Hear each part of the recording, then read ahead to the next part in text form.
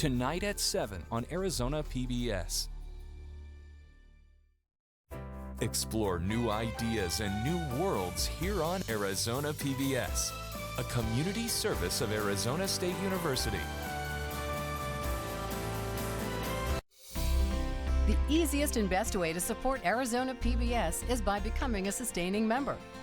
Your monthly contribution of $5 or more comes directly from your bank account or credit card, so you know your membership is always current.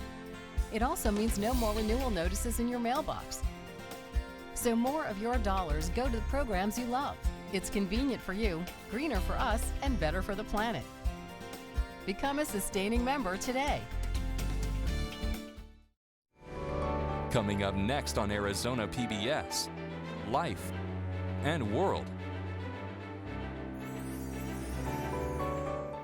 Your favorite PBS shows, ready to watch when you are.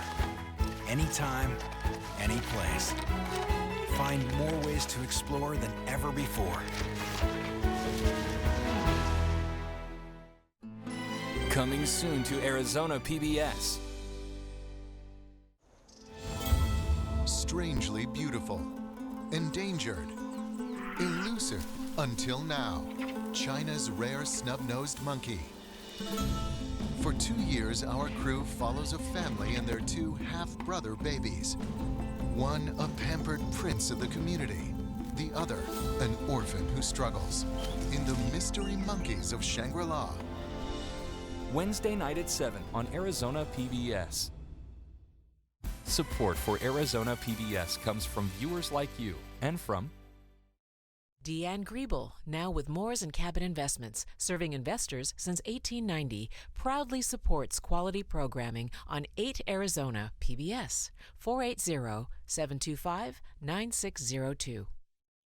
I'm David Goldstein, owner of Biltmore Loan and Jewelry. We buy or loan on upscale assets. We have over 30 years of experience in determining values of automobiles, jewelry, art, collectibles, and antiques. For more information and appointments, BiltmoreLoan.com. From the Cronkite Studios in downtown Phoenix, this is Cronkite News. Preschool is much more than a daycare, yet the state is receiving a low ranking in attendance. Why officials say enrolling your child is so important. And the opioid crisis continues to escalate in the Valley. How Governor Doug Ducey is taking immediate action. Plus, Sheriff Paul Pinzone has been the county sheriff for months now, but some say he hasn't done enough. Why the Latino community is making their voices heard. Cronkite News starts now. Good evening and welcome to Cronkite News on Arizona PBS. I'm Emily Bloom. And I'm Patricio Espinosa. Thank you for joining us. A new report is shining light on the condition of kids in Arizona. Unfortunately, the news isn't good. Cronkite News reporter Tyler Finger has spent the day looking over this report. He joins us now in the broadcast center with that story. Tyler, how did Arizona do this year? Arizona once again ranked near the bottom, actually dropping a spot since last year. The Annie Casey Foundation's 2017 Kid Count report ranks Arizona 46, meaning only 4 states are worse than Arizona. One of the indicators the report looked at was preschool attendance, a time educators believe is vital to a child's success. At a preschool on Arizona State University's Tempe campus, kids start learning early. Preschools are very much important, but the type of curriculum that's emphasized in these preschools will matter. For Ann Kupfer, director of the Child Study Lab at ASU, preschools can't just simply be glorified daycares. It needs to provide an atmosphere that allows them to learn things like self-control. What they emphasize is very important. So it's not just pure academics. Okay, what the real predictor of success later on is something called self-regulation skills. In the latest Kids Count report, 60% of children aged 3 to 4 are not enrolled in school. That number dropped 3% in 5 years, but the state still ranks in the bottom 5. For Dana Wolf-Neymark at the Children's Action Alliance, the report as a whole is concerning. Who wants to be in the bottom 5 of anything, but especially something that literally shapes our future. We should be doing much better for kids. But back in Tempe at the Child Study Lab, Kupfer is worried about the number of parents not enrolling their kids in preschool. I am concerned because I think the less and the more secular you are and secluded from this diversity, that children are going to be at a disadvantage. Arizona sits 10% below the national average for young kids not in school. Some bright spots in the report: the rate of child and teen deaths dropped nearly 15% from 2010 to 2015, putting it below the national average. Also, the percentage of kids living in families where no parent has a full-time job improved more than the national trend. In the Broadcast Center, Tyler Finger, Cronkite News. The report ranks Arizona 40th for kids' health, and while this is low on the list, it's actually an improvement. In 2010, 13% of kids did not have health insurance, but in 2015, that number went down to 8% without coverage. This improvement is due in part to Medicaid expansion under Obamacare and a new kid care insurance program, which some worry is at risk under the Trump administration. Thousands and tens of thousands of children will lose their health care coverage through Medicaid and through kids care. And so all of this progress is at risk, not only across the country, but right here around us, our neighbors, our friends, our peers in Arizona. The report also shows improvement in teens who abuse drugs and alcohol and the teen birth rate. And there are only 2 insurance companies offering individual health plans on federal exchanges in Arizona, and they had filed paperwork to continue selling coverage in 2018. Blue Cross Blue Shield Arizona and Centene by Health Net filed with the State Department of Insurance. Blue Cross Blue Shield sells in 13 rural counties, while Health Net Insurance will sell plans in Pima and Maricopa County. A new executive order today from Governor Doug Ducey. Today's order requires the reporting of opioid overdoses, making sure state health officials have information within 24 hours. So this is going to help us identify what communities are at risk, what demographic groups are at risk, what are we seeing right now. We have an indication that there may be a lot of polysubstance use or other drugs, but we don't have a great picture on that. So it's going to provide us with more detail on how to combat the opioid epidemic. Doctors, first responders, and pharmacists are among those required to provide reports. In addition, the Department of Health will begin testing blood samples from suspected opioid deaths. The new reporting requirement goes into effect 48 hours after it was issued. Cronkite News is dedicated to covering the opioid crisis in Arizona and nationwide. Our documentary, Hooked RX, From Prescription to Addiction, highlights the problem of painkillers here in our state. You can watch the documentary and find resources for getting help online at hookedrx.com. Concerns tonight from the court-appointed committee providing feedback to the Maricopa County Sheriff's Office. Last night, the first of several community meetings took place, and while Sheriff Penzone recently closed 10 City, organizers are calling for more. Emotions running high at last night's Community Advisory Board meeting, and with that, calls for newly elected Sheriff Penzone to listen to the Latino community and build what many here refer to as trust between the two. I think the first step would be for him to have a forum, an open forum, where he would allow the community to give their voices and to talk, and him actually stay through the meeting. Isabel Chagres is one of those people who would like to be heard. She spent 3 months in Joe Arpaio's 10 City. It was too painful, she said, for her to even share her story on camera. And it is this type of fear and experiences members of the CAB want Sheriff Penzone to take into consideration. James Collins, Director of Community Outreach, was at the meeting on behalf of Sheriff Penzone. I heard that, and I also heard a number of things about fear and trust too. So the sheriff has put together 4 advisory committees, and he's trying to reach out to all entities. But the committees Director Collins talks about are not inclusive, says Dr. Maldonado. She's one of 3 appointed to the Community Advisory Board by the ACLU after a court order in 2013 resulting from racial profiling by deputies. The board, according to the ACLU, is to, quote, work with the community and court-appointed monitor to gather concerns and provide feedback about MCSO policies and practices, using meetings like this one. Last month, in what was seen by many here as a first good step, the new sheriff closed Tent City. And that's a good step. But again, the policies that are still creating fear in our communities are still there. Him working, he's choosing to allow, for example, immigration in his jails. The sheriff has spoken on that matter extensively. ICE is in the jail, but they're on the tail ends. They have an area that they contact everyone, they look at everyone, and then they deal with these individuals before they're released from the jail. Many spoke at the meeting and seemed encouraged by an opportunity for both parties to openly talk. Director Collins promised he will share their concerns with Sheriff Penzone, but for now, both parties seem to agree in one thing, that there still is a long ways to go. And Sheriff Penzone's office sent us this statement, which reads in part, Sheriff Penzone asked if he could attend the previous CAB meeting, and his request was declined by the CAB. MCSO was not formally invited to the CAB meeting last night. However, MCSO representatives attended anyway, and as always, listened and responded to concerns or comments expressed by the participants. As evidenced by its statement and its actions since assuming office on January 1st, 2017, MCSO is committed to full compliance with all court orders. MCSO is actively meeting and working with leaders and residents of the affected communities to improve our relationship. Governor Doug Ducey has appointed a new judge for the Pima County Superior Court. With Judge Casey Stanford recently retiring, Ducey appoints Chief Criminal Deputy County Attorney Kelly Johnson.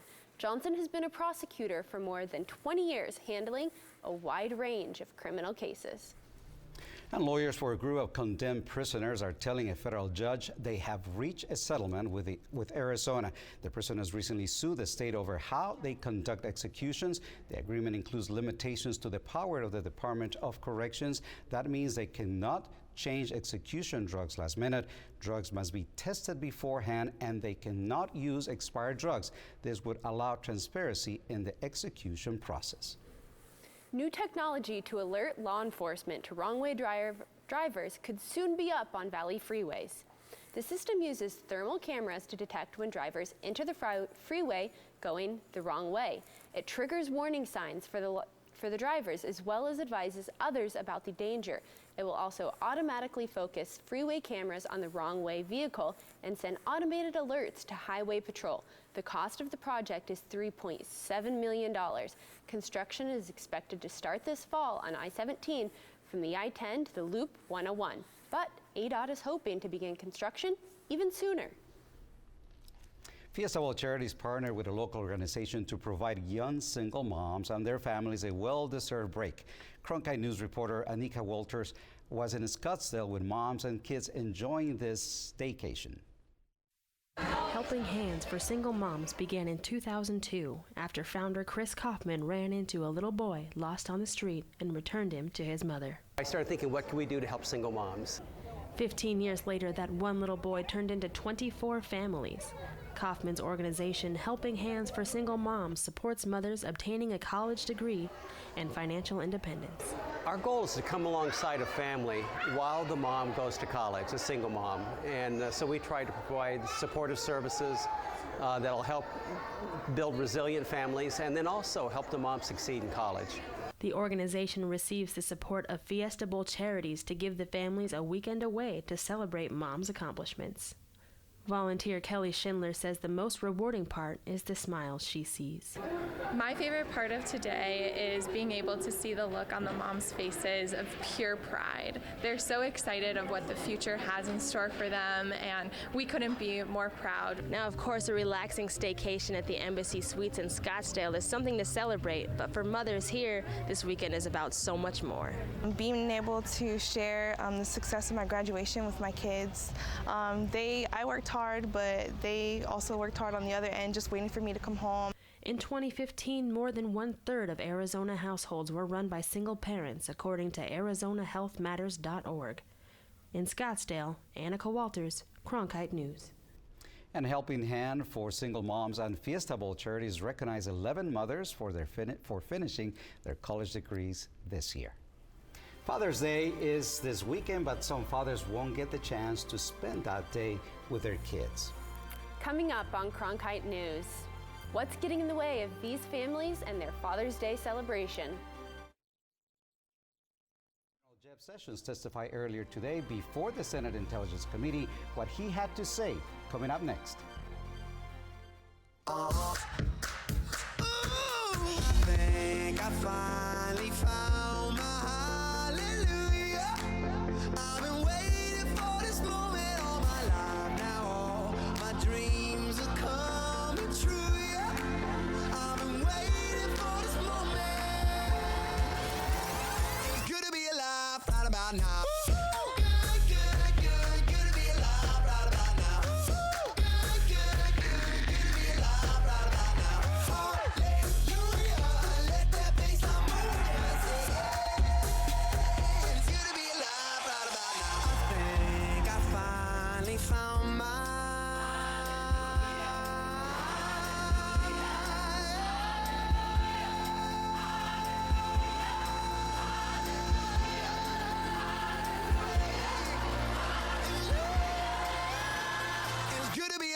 Right about now. With arrests by Immigration and Customs Enforcement up sharply this year, immigration advocates are renewing their plea not to divide families through deportation, especially as Father's Day nears. That was the message delivered today on Capitol Hill. Cronkite News reporter Noelle Lilly in our Washington Bureau has more on this story. Fathers often play an important role in the lives of their children, but advocates say for the children of immigrants, that role is being taken away. 13-year-old Joel Massey only had one request for President Trump today in Washington. He says he just wants his dad back. He said that he can't live the dream of a life in America with his family to stand beside him. I said that he has to live in fear of persecution.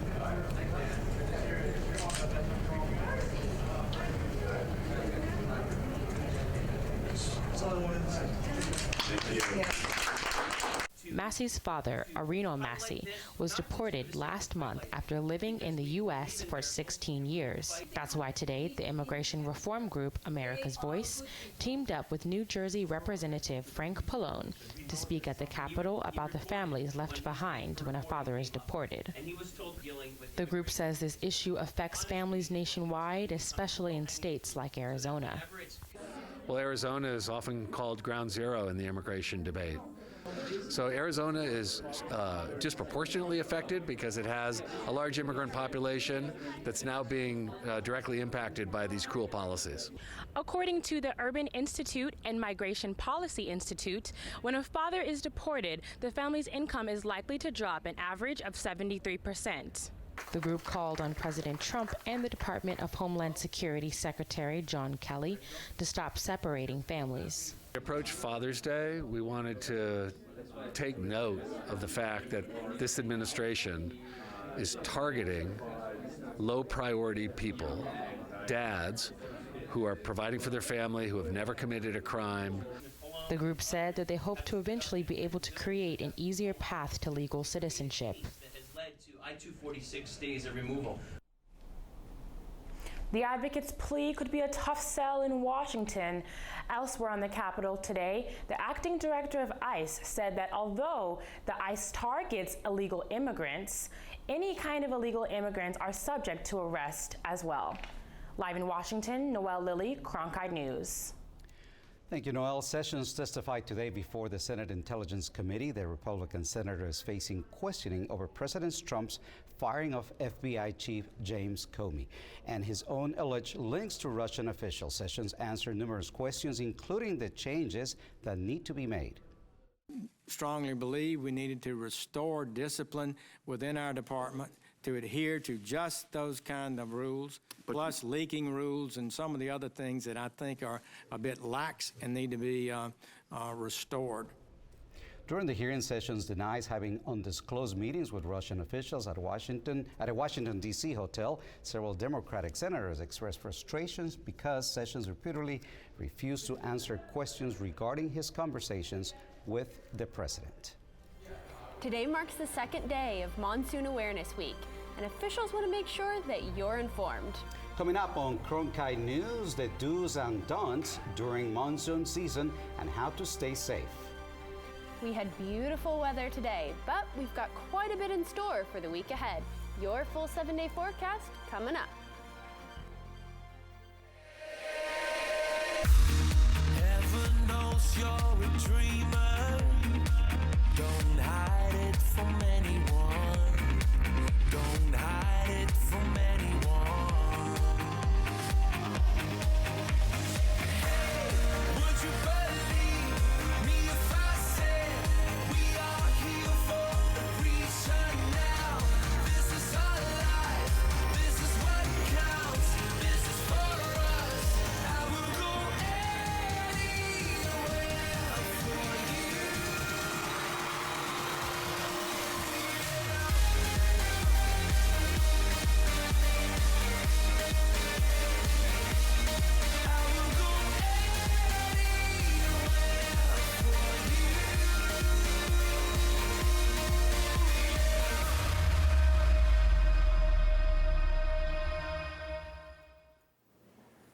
The National Weather Service has issued a red flag warning in northern and eastern Arizona due to multiple wildfires. In Flagstaff, winds are expected to send smoke from a nearby burning fire toward the city. The US 80 is now closed due to reduced visibility, and residential evacuations have been ordered in Cochise County. A fire in Dragoon has burned 23.6 square miles, but fire managers say they have contained 40% of that fire as of today.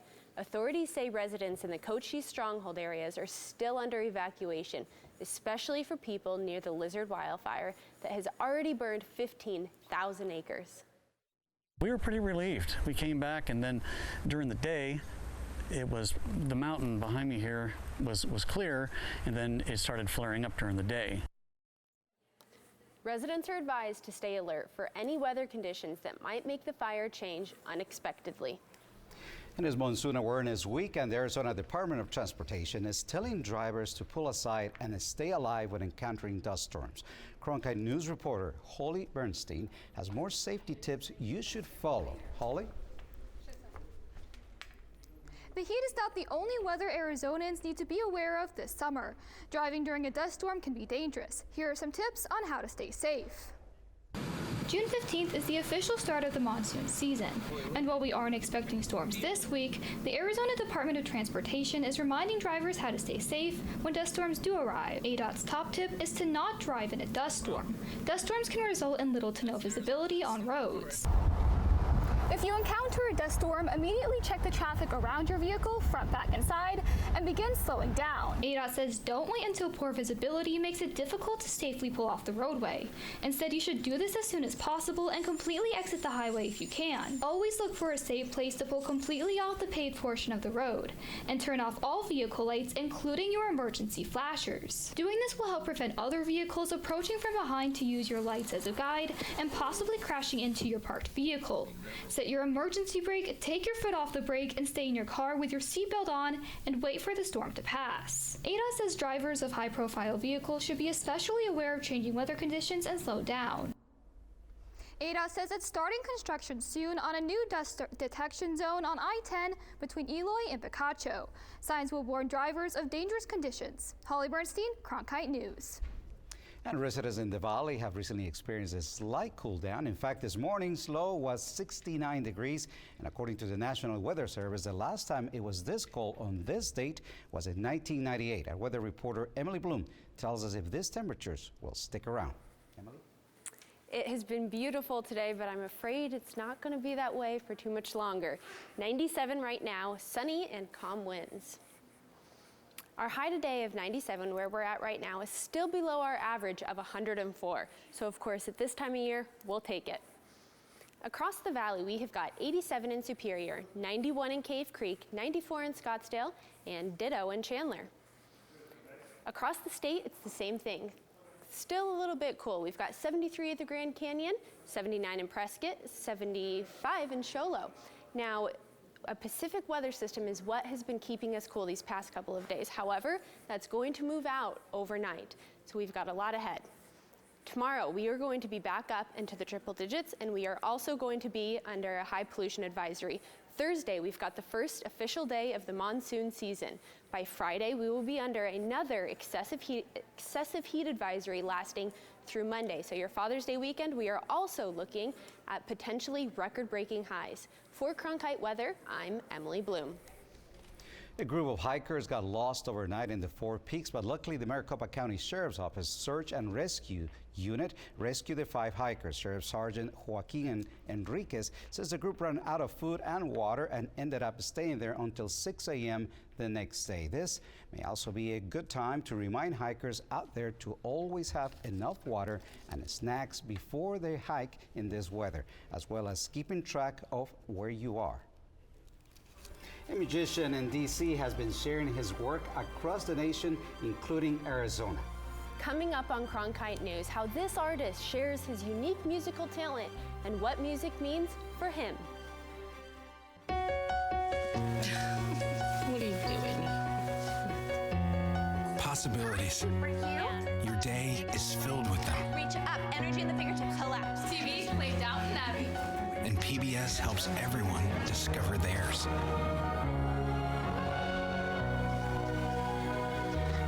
Anytime, anywhere. Up in the sky, you can see it.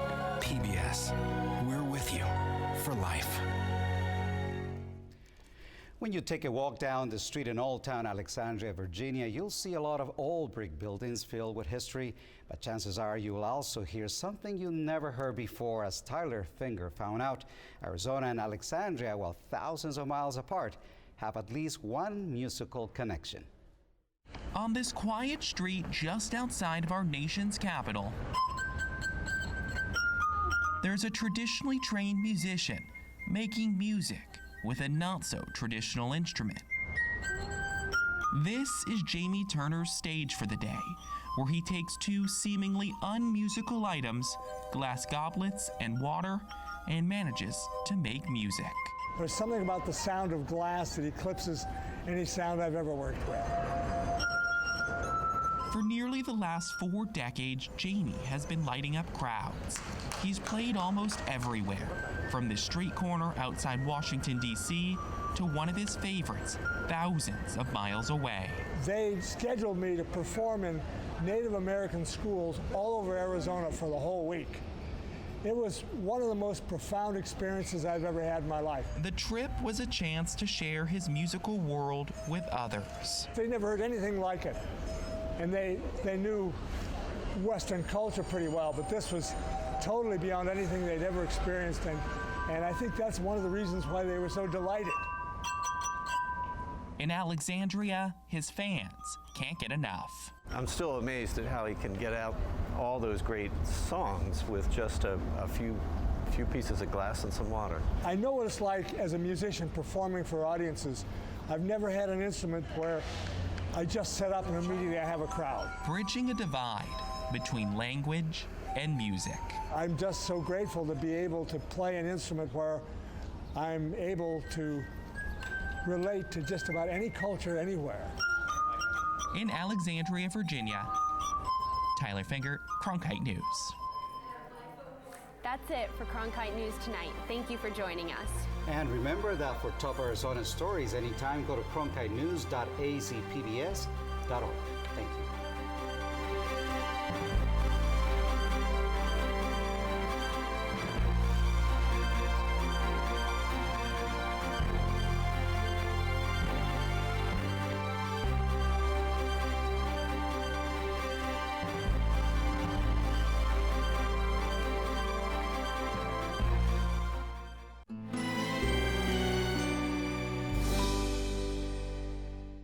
Once, a man went in search of the meaning of life. What he found would change the world forever. The Buddha. His life. His journey. His awakening. Next on Arizona PBS. Explore new ideas and new worlds here on Arizona PBS, a community service of Arizona State University.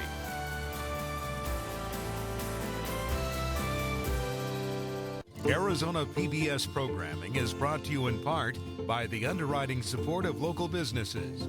Learn how you can support Arizona PBS and grow your own business by reaching viewers like you. Call 602-496-8664 or azpbs.org/underwriting.